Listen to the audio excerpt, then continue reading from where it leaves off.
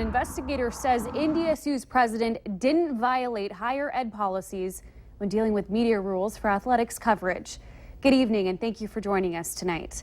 The attorney found that Brashani did not lie when he said he did not know about the media guidelines before they were issued on July 29th. The report did say that his communication and decision making could have been better. The media guidelines were announced July 29th and rescinded by Brashani on August 2nd. He was criticized over the guidelines that some in the local media felt were too restrictive. Local media that did not win the bids were upset. Forum Communications was one that was very vocal about the change, even calling in one editorial for Brashani to resign. But they wanted restrictions if they won the bid. Valley News Live won the television rights to broadcast football games. Yeah, a little bit, because then she's like, you should be safe. And I was like, I didn't really know how to take that, I guess.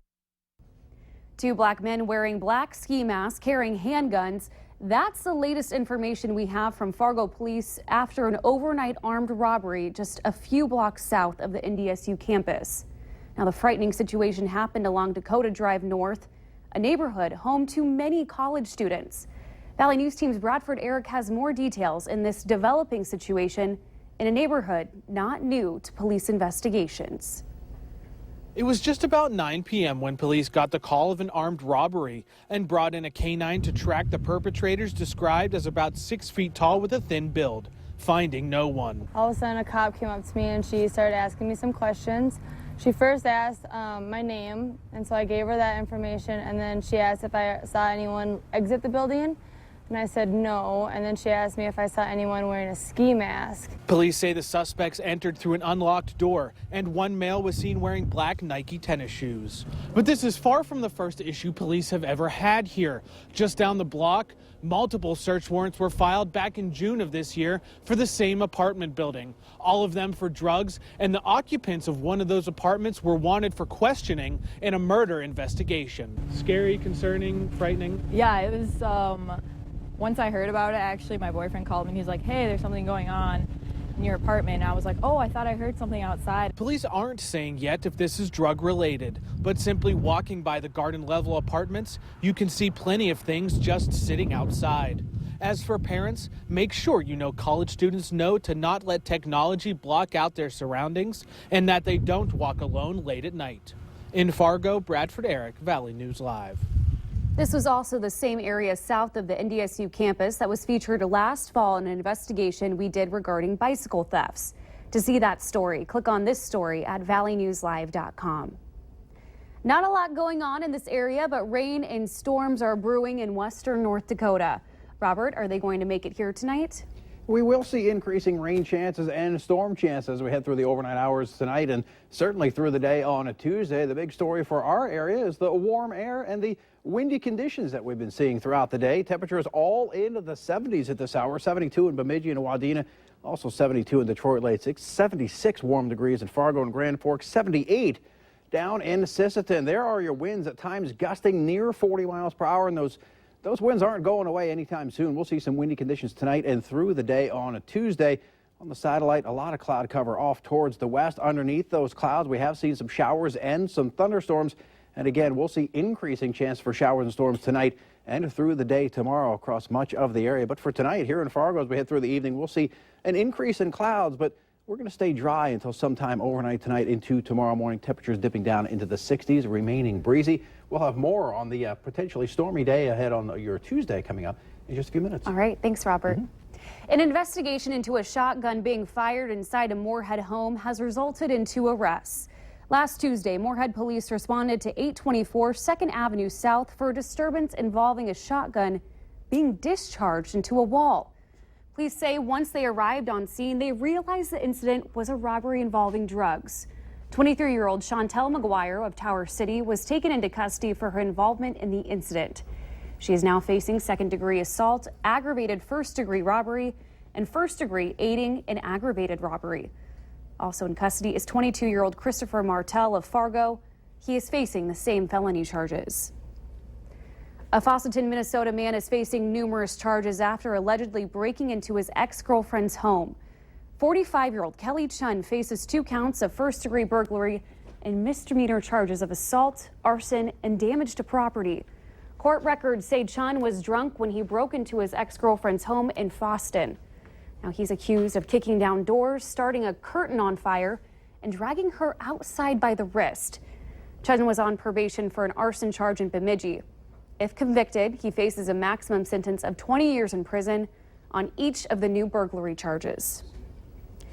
The Otter Tail County Sheriff is asking for your help finding a missing man who they say is a vulnerable adult. 89-year-old Thomas Alstop has not been heard from since noon on Wednesday.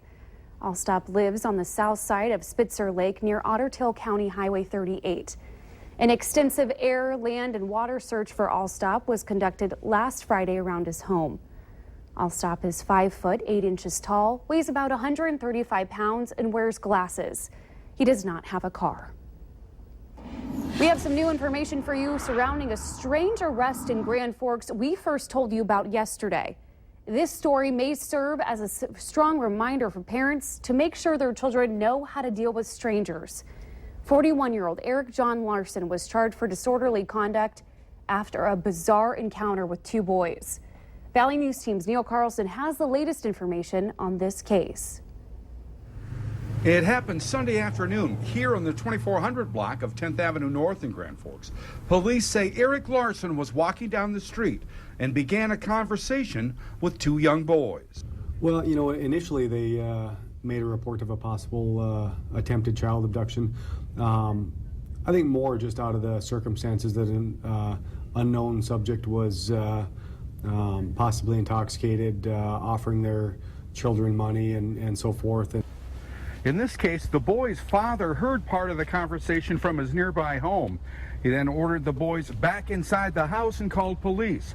Eric Larson was picked up by police a few blocks later and charged with disorderly conduct. At this point, that's unclear if there was a specific request for the kids to follow, but you know, the subject was offering the kids money and so forth, and you know, it certainly was concerning to the parents. According to court records, Larson does not have a serious criminal history, just 9 traffic violations in Bottineau County.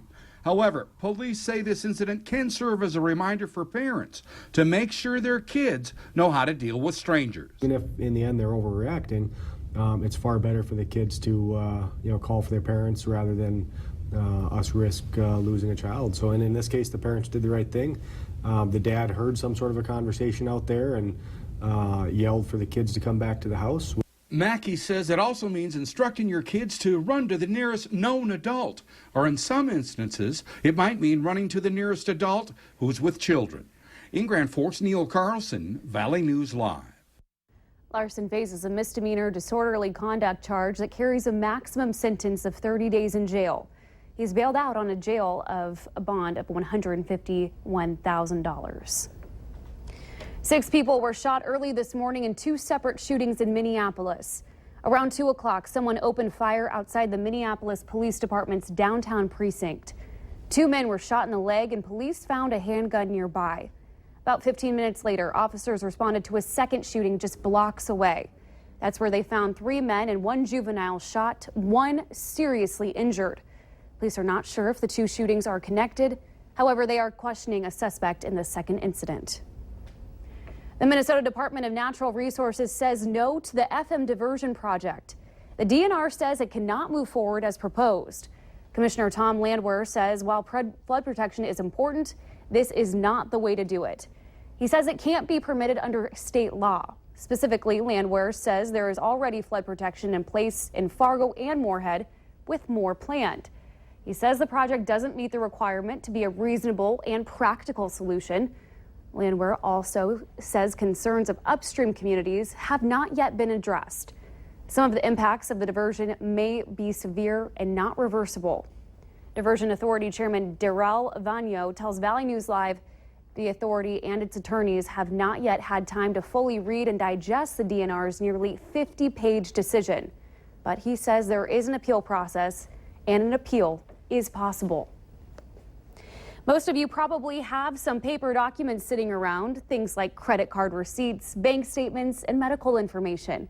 And that's the kind of thing that could turn into a financial disaster for you should it fall into the wrong hands. North Dakota Governor Jack Dalrymple has declared this week Protect Your Identity Week. Starting tomorrow, you'll get the chance to have your personal documents shredded. And if a lot of that information is on your computer, they'll also get rid of your hard drives. The record keepers are teaming up with the village for that endeavor. You got to make sure that you dispose of these, the junk mail you get, the bank statements, credit card statements, old taxes. Got to make sure you dispose of it correctly, because one of the biggest ways that the criminals get your information is through dumpster diving, through finding these documents in the garbage. So it is important to shred them, make sure that they're disposed of where they cannot be read or pieced back together. You can take your documents and hard drives to the village between 7:30 and 4 o'clock tomorrow. You are limited to 4 bankers boxes and 2 hard drives. There's no charge, but a $5 donation is suggested, and that will go to the United Way. Is it the new eBay or Craigslist? Facebook has introduced another way for you to buy and sell your items.